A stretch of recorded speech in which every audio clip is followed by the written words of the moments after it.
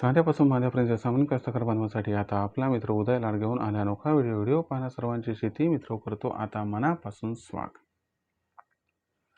शेतकरी मित्रांनो, आपण सर्वांनी आता थंबनेल पाहितलं आणि आपण सर्वांनी आता टायटल सुद्धा वाचले.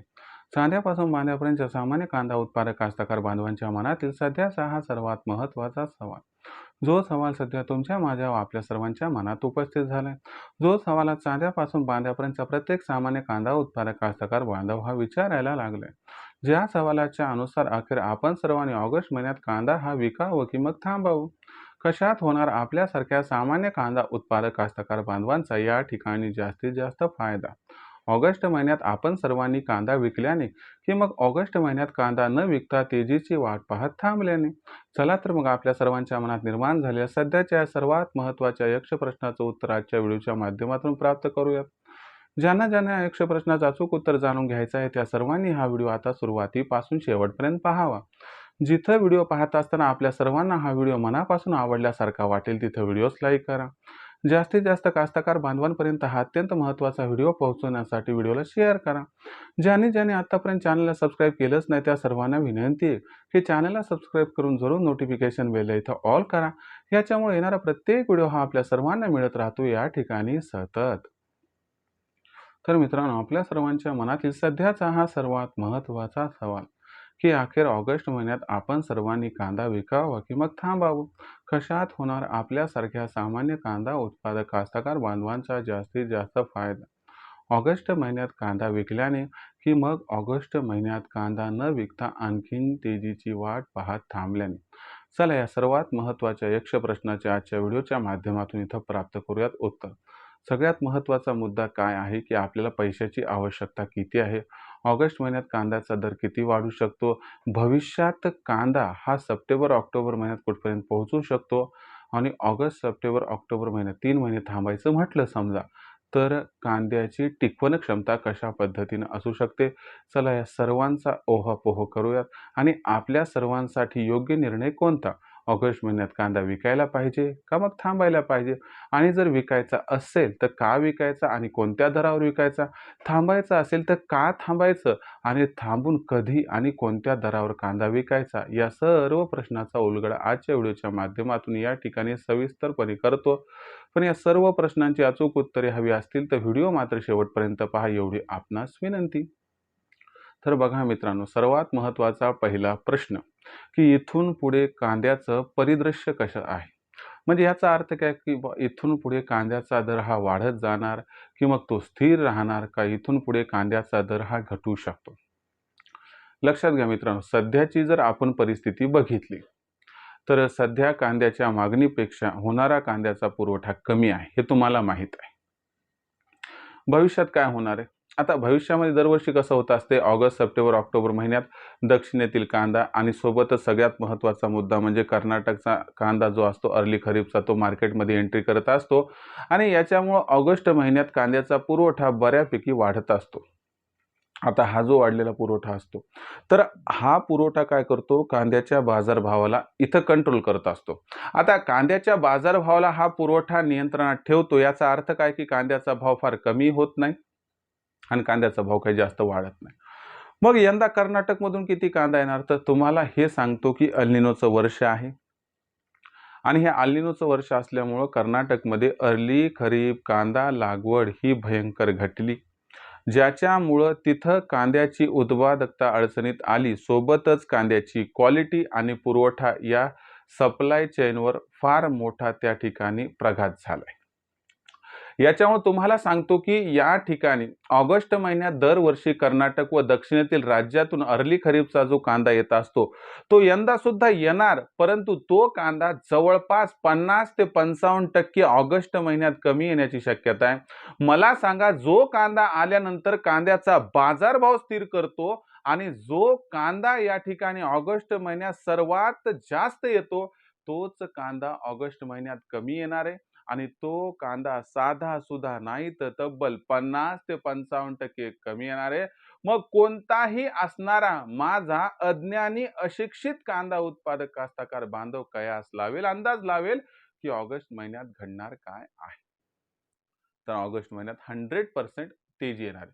हां, किती येणार आहे याबद्दल साशंकता असू शकते, असायला हवी. परंतु कांद्याचा बाजारभाव ऑगस्ट महिन्यात वाढणार याबद्दल साशंकता नाही, दुमत नाही. दुसरी महत्त्वाची गोष्ट लक्षात घ्या, की बरं ठीक आहे कर्नाटकमध्ये घडलं हरकत नाही. पण त्याच्यानंतर कुठला कांदा येतो बरं? तर त्यानंतर येतो नॉर्मल खरीपचा कांदा आणि लेट खरीपचा कांदा. नॉर्मल खरीपचा कांदा कुठून येतो? नॉर्मल खरीपचा कांदा महाराष्ट्र व मध्य प्रदेश इथून येतो आणि लेट खरीपचा जो कांदा आहे, तो महाराष्ट्र, मध्य प्रदेश व राजस्थान इथून येतो. इथली काय स्थिती आहे? अल निनोमुळे इथं पण पाऊस काळ कमी आहे. इथं सुद्धा मागच्या वर्षीपेक्षा भयंकर लागवड घटली आहे.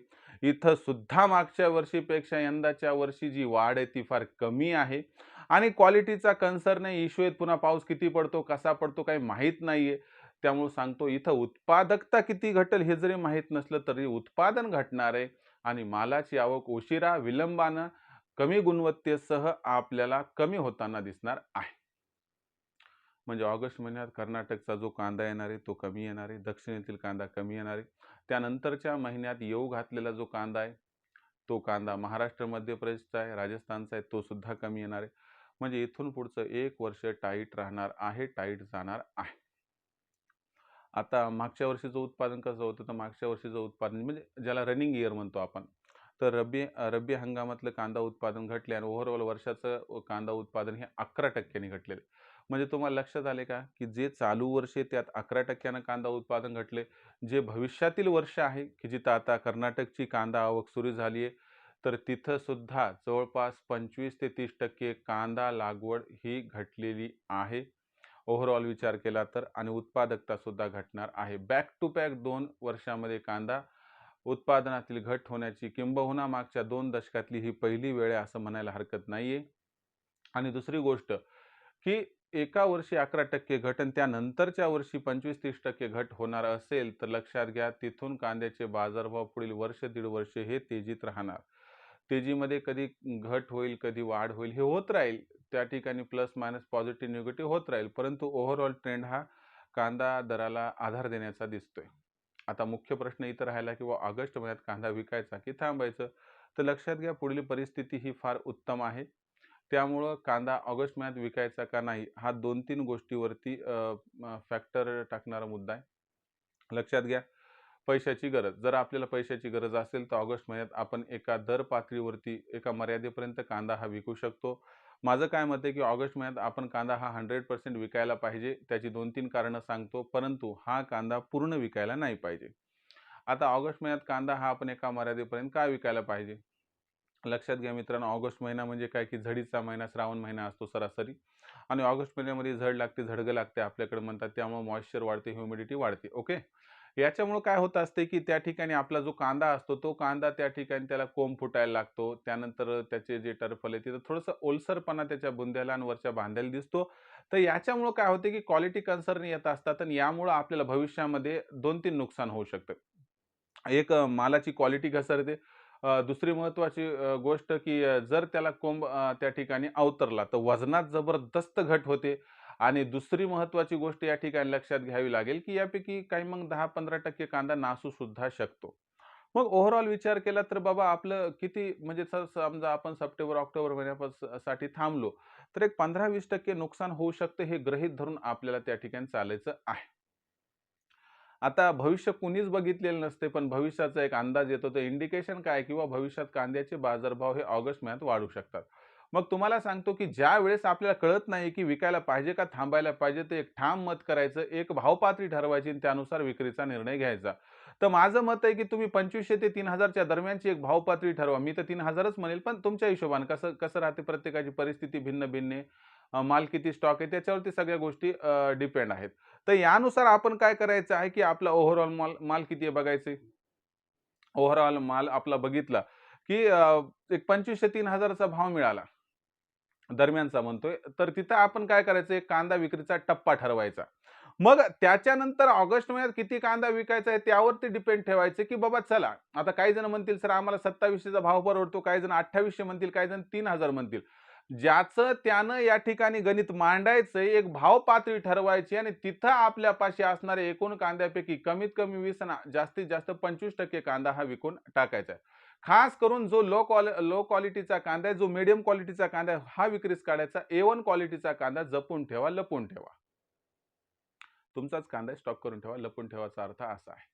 तर या ठिकाणी बघा सगळ्यात महत्त्वाची गोष्ट काय, की मग आपण काय करायचं, की बाबा चला ₹2800 ला विकला ना आपण या ठिकाणी कांदा. मग त्याच्यानंतर आपण आपल्या मनामध्ये गाठ बांधायची, की या दरावरती आल्यानंतर आता मी कांद्याचा दुसरा टप्पा करणार. जसं की काही जण म्हणतील, की 3200 चा भाव मला मिळाला, तर मी त्या ठिकाणी आणखीन 20-25% काढतो, काही हरकत नाही.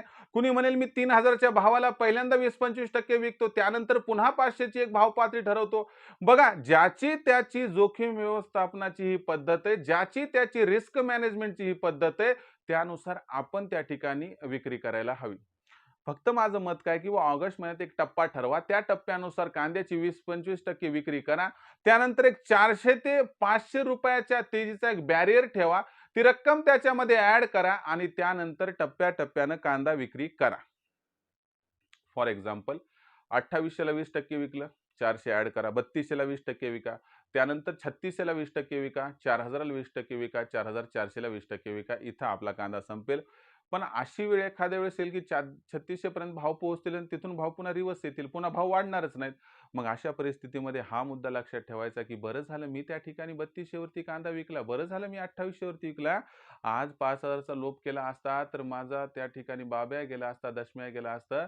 मला त्या ठिकाणी विनाकारण 3000 ला भाव हा त्या ठिकाणी प्राप्त करावा लागला असता. आणि हा पण मुद्दा लक्षात ठेवा. 5000 ची आशा केली. भाव 3600-4000 पर्यंत गेले. तिथून भाव उतरत-उतरत पुन्हा 2500 पर्यंत 3000 पर्यंत आले आणि तिथं जर आपण सर्व कांदा विकला तर आपलं किती नुकसान व्हायलंय.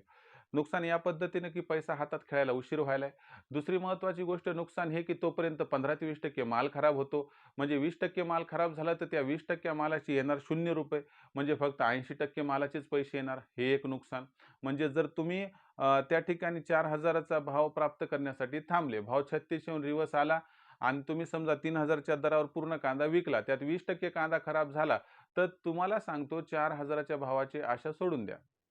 पण 3600 च्या दर पातळीवरती जर आपण विक्री केली असती ती, तर ओव्हरऑल दर पातळी ही भेटली असती. 100 क्विंटल कांदा आहे, तर 3600 गुणिले 100 म्हणजे 3,60,000. पण या उलट जर समजा आपण तिथून भाव रिव्हर्स आला, 3000 वरती विकलं, तर ₹3000 प्रमाणे 100 क्विंटलचे किती होणार? ₹3,00,000 होणार. तर इथं 60,000 चं नुकसान होत नाही, नुकसान अधिक होते. कसं ते समजावून सांगतो. लक्षात घ्या मित्रांनो, 20 क्विंटल कांदा खराब झालाय, त्याचे ₹0 झाले.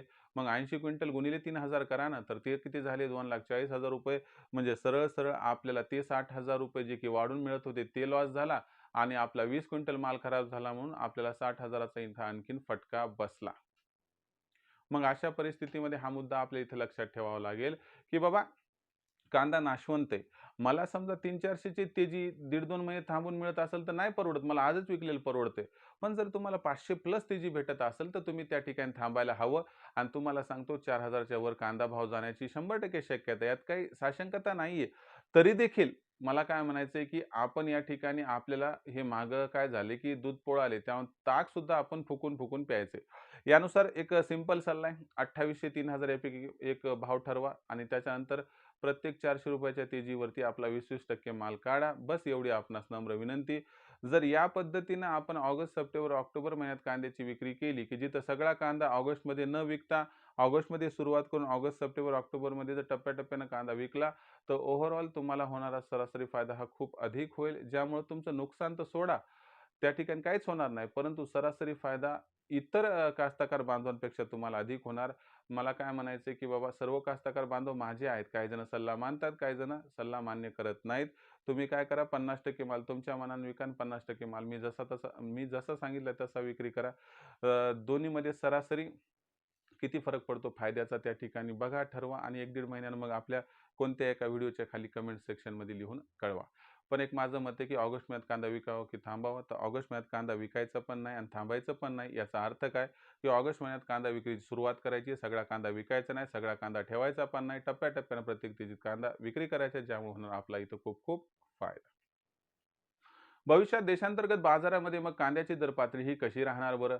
याच्याबद्दल अधिक वाचूक माहिती जाणून घेण्यासाठी कृपया पाहत रहा आवडतं यूट्यूब चॅनल शेती मित्र. व्हिडिओमधील माहिती आपल्या सर्वांना मनापासून आवडली असेल तर व्हिडिओस लाईक करा. सामान्य कांदा उत्पादक कास्तकार बांधवांपर्यंत हा अत्यंत महत्त्वाचा व्हिडिओ पोहोचवण्यासाठी व्हिडिओला शेअर करा. जर आत्तापर्यंत आपण सर्वांनी चॅनलला सबस्क्राईब केलं नसेल, तर आपल्या सर्वांना मनापासून या ठिकाणी कळकळीची विनंती करतो, की फार मेहनतीनं, फार कष्टानं आपल्यापर्यंत ही माहिती पोहोचवत असतो. याच्यामुळे माझी मेहनत बघून आपण सर्वांनी जरूर चॅनलला सबस्क्राईब करून नोटिफिकेशन बेलला ऑल करायला हवं. याच्यामुळे आम्हाला मिळते प्रोत्साहन व आपल्याला येणारा प्रत्येक व्हिडिओ पाहावयास मिळत राहतो. कराल ना मग सबस्क्राईब? प्लीज करून घ्या. तर मित्रांनो, अशाच एका नवीन व्हिडिओसह मी आपला मित्र उदय लाड आपल्या सर्वांना आवडतं यूट्यूब चॅनल शेती मित्र मिळत राहील सातत्याने. तोपर्यंत तमाम शेतकरी मित्रांचे व कांदा उत्पादक कास्तकार बांधवांचे आजच्या व्हिडिओत आपला मित्र उदय लाड हा मनापासून व्यक्त करतो आपल्या सर्वांचे आभार.